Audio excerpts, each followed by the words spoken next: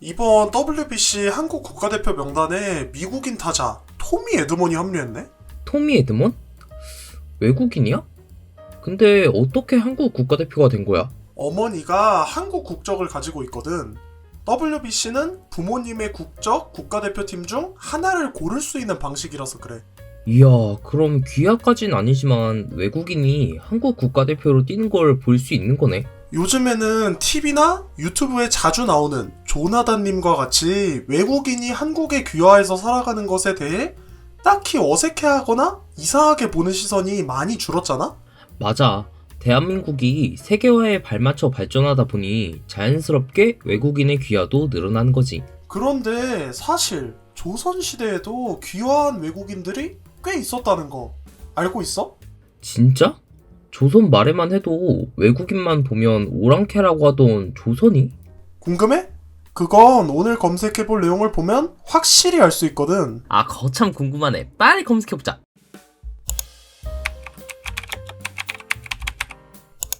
조선 말에 척화비를 세우고 오랑캐들을 내쫓던 조선은 아이러니하게도 시작부터 조선에 귀화한 외국인이 큰 도움을 줬었어. 조선의 시작부터? 꽤나 오래된 역사네. 그래서 누군데? 바로 조선의 창업자 이성계의 의형제이자 여진족 족장의 아들이었던 퉁두란이었어. 어쩌다가 여진족 족장의 아들이 이성계랑 의형제를 맺은 거야? 아버지의 벼슬을 물려받은 퉁두란은 휘하의 100호를 거느리고 고려 조정의 귀순해서 이성계의 휘하로 들어갔거든. 아, 그럼 뭐 이때 함께 전장을 누비면서 의형제를 맺은 건가? 아니? 만나자마자 대판 싸웠어. 이게 남자들의 소심한 싸움 있잖아. 사냥한 사슴을 가지고 서로 싸우다가 서로가 서로에게 화살을 쏘는 결투를 했거든. 서로 활을 쏘는 거면 서부 영화에서 총잡이들이 서로 결투하는 뭐 그런 거 아니야? 이건 의형제가 아니라 원수가 됐을 것 같은데. 퉁두란이 이성계에게 화살을 막 쐈는데 이성계는 화살을 쏘지조차 않고 그저 퉁두란의 화살을 모조리 피했어. 그 모습에 스스로 패배를 인정하고 남자답게 의형제를 맺은 거네. 그 뒤로 이름을 이지란으로 개명하고 이성계와 함께 수많은 전투에서 전공을 세우고 이성계가 조선을 세우기까지 혁혁한 공을 세워 1등 개국공신이 되었어. 이야, 여진족이었던 사람이 조선의 개국공신이 된 거네. 당연히 죽을 때까지 이성계 오른팔로 살았겠지? 아니, 말년에 배신이라고 하기는 좀 그렇고 서로 등지게 된 일이 있었어. 개국공신이 왕을 등졌다고?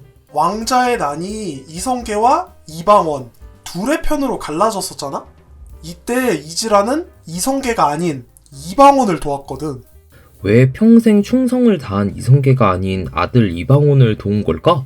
아무래도 이성계의 오른팔이다 보니 평소 이방원의 총명함을 옆에서 지켜본 입장에서 이방원만큼 조선을 발전시킬 왕의 제목이 없다 라고 본 것 같아. 그러면 왕자의 난 후로 이지라는 이성계와 완전히 사이가 틀어진 건가? 다행히 그 정도까지는 아니었어. 이성계가 왕위를 넘기고 함흥으로 갔을 때 이성계를 보필하기 위해 함께 갔었거든. 조선의 시작이 귀화한 외국인의 도움 덕분이었다니. 이건 진짜 몰랐네.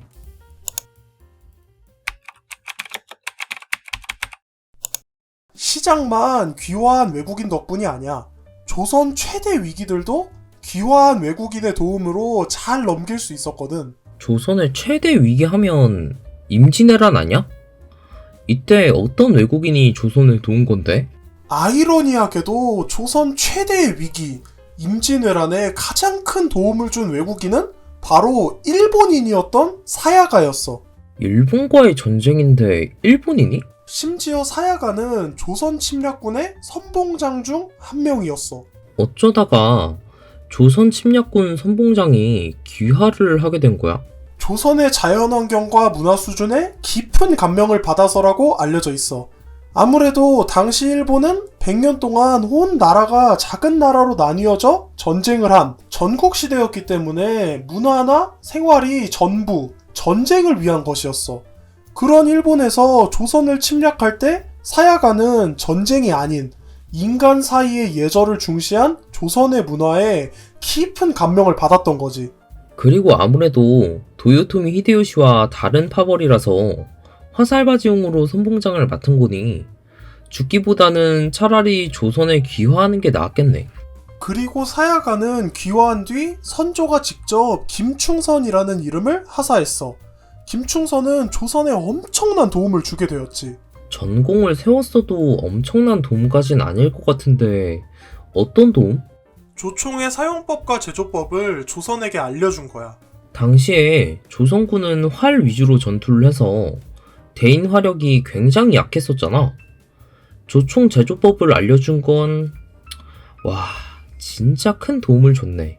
조총 제조법뿐만 아니라 일본군 선봉장답게 실제 전투에서도 여러 공을 세웠지. 여러 전공에 조총 보급까지.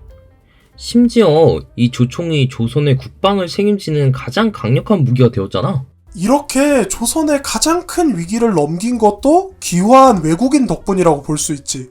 근데 지금까지는 여진족, 일본인, 전부 아시아 쪽 인물들이잖아. 우리가 보통 상상하는 외국인 하면 금발의 푸른 눈 아닌가? 그런 조선의 외국인 귀화자는 없었을까?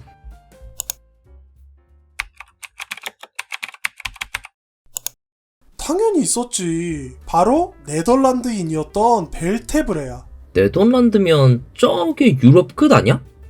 어쩌다가 아시아 대륙 끝이었던 조선까지 오게 된 거야? 벨테브레는 암스테르담 북쪽의 작은 시골 마을 출신이었어. 30대 초반 동인도 회사에 입사한 벨테브레는 일본으로 항해를 하다 표류를 하게 되어서 어쩔 수 없이 제주도에 상륙하게 된 거야. 네덜란드인을 본 조선은 어떤 대응을 했는데?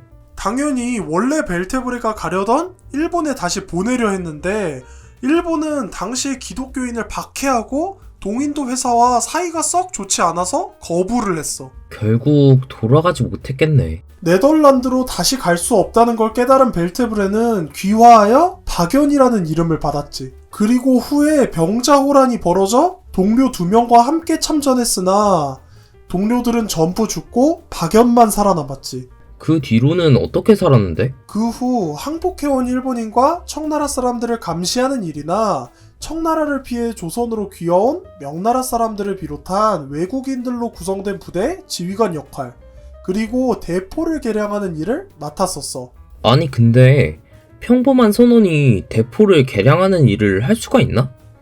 그리고 그 정도 기술을 가졌으면 오히려 돌아가고 싶은 마음이 생겨야 하는 거 아니야? 당시의 선원은 거의 막장 인생의 끝이라고 봐야 해. 심지어 박연은 국가가 인증한 해적선이었던 사략선 아우베르케르크호의 간부급 선원이었거든. 사실상 해적이었다고 봐야겠네. 그럼 무기 개량은? 아마 사략선의 병기장이었을 거야. 병기들을 관리하는 일을 했었다 보니 당연히 여러 서양 무기들의 원리나 구조에 대해 잘 알고 있었겠지. 고향에서는 흑수저에 사략선 선원이라는 인생 막장의 길을 걷다가 떠밀려온 낯선 곳에서 후하게 대접해주고 자신의 기술을 인정해주고 심지어 고향이었으면 상상도 못했을 벼슬까지 내려주니 나였어도 눌러 앉았겠다.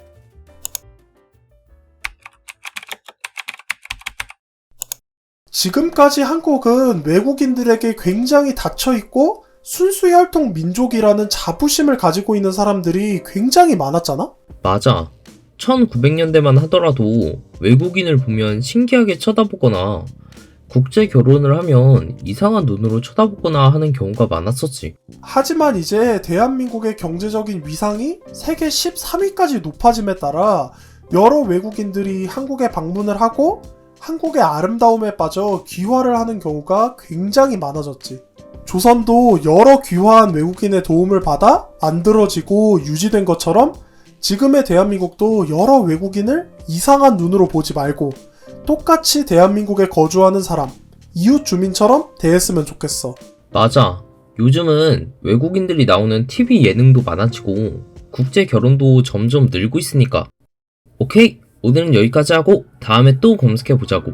인사하자. 지금까지 나레이션을 맡은 닉냄 전 마루였습니다. 감사합니다.